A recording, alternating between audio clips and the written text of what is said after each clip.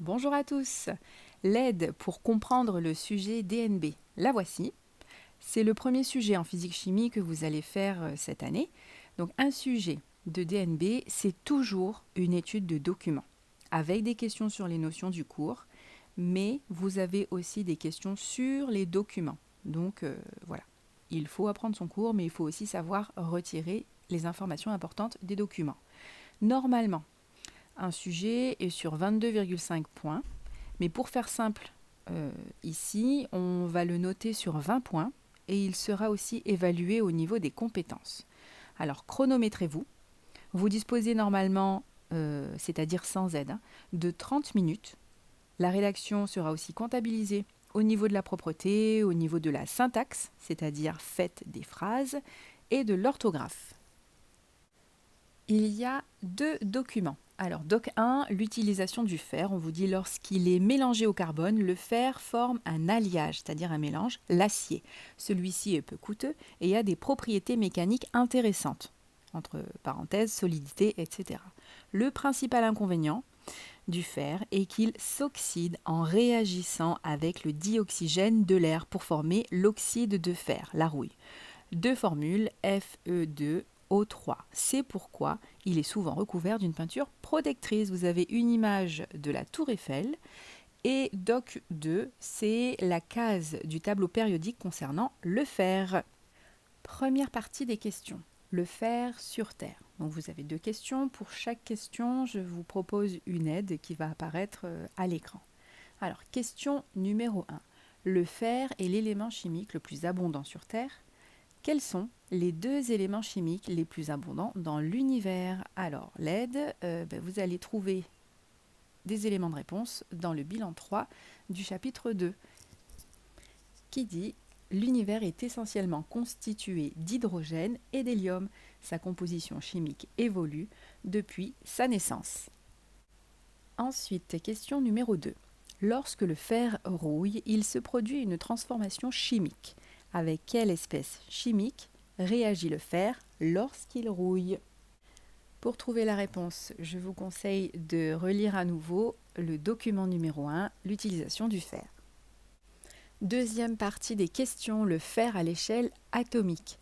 Alors, 3 questions, 3 aides. Question numéro 3. Quel est le numéro atomique de l'atome de fer? Et quel est son nombre de masse? Alors, regardez à nouveau le document numéro 2. Question numéro 4. Combien d'électrons contient l'atome de fer? Et justifie la réponse.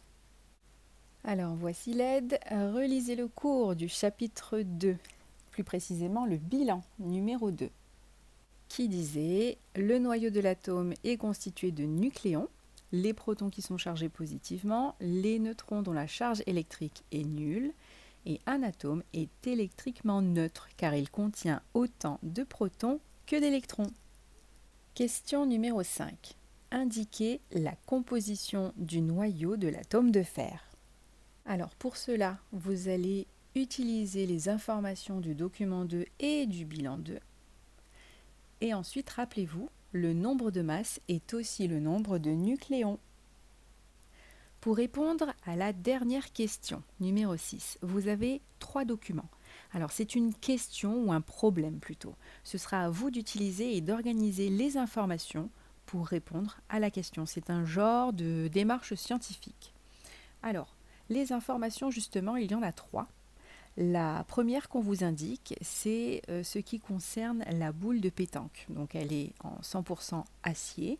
Sa masse volumique, 7,8 g par cm3, diamètre de la boule 73 mm et la masse 720 g.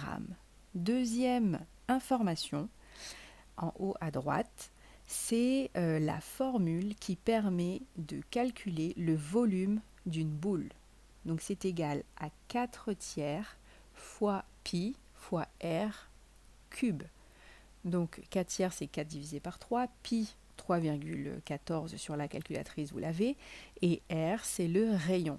Alors R puissance 3, c'est R fois R fois R. Pour vous aider aussi, on vous dit qu'il faudra convertir le diamètre en centimètres, puis en déduire le rayon.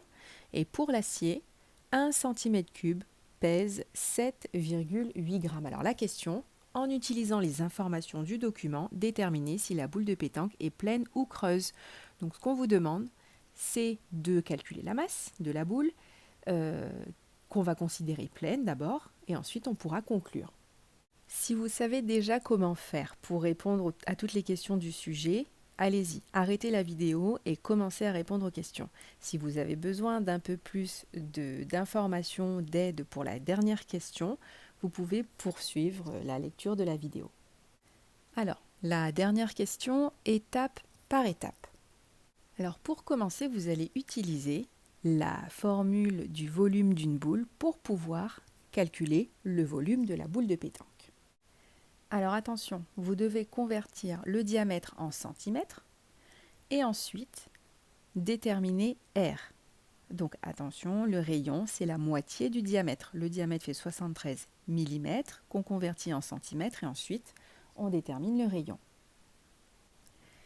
On utilise ensuite l'information qui est que la masse volumique de l'acier est de 7,8 g par centimètre cube.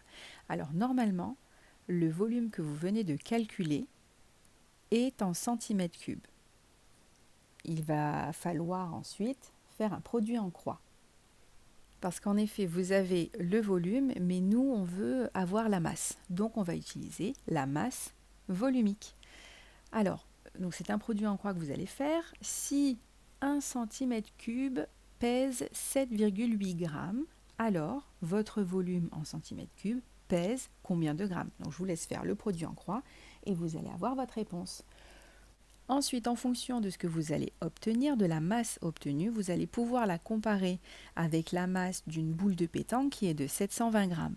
Si la masse que vous obtenez est la même, ça veut dire que la boule est pleine. Sinon, c'est qu'elle est creuse. Donc voilà, c'est terminé pour l'aide. N'oubliez pas la propreté de votre copie, faites des phrases et bon courage!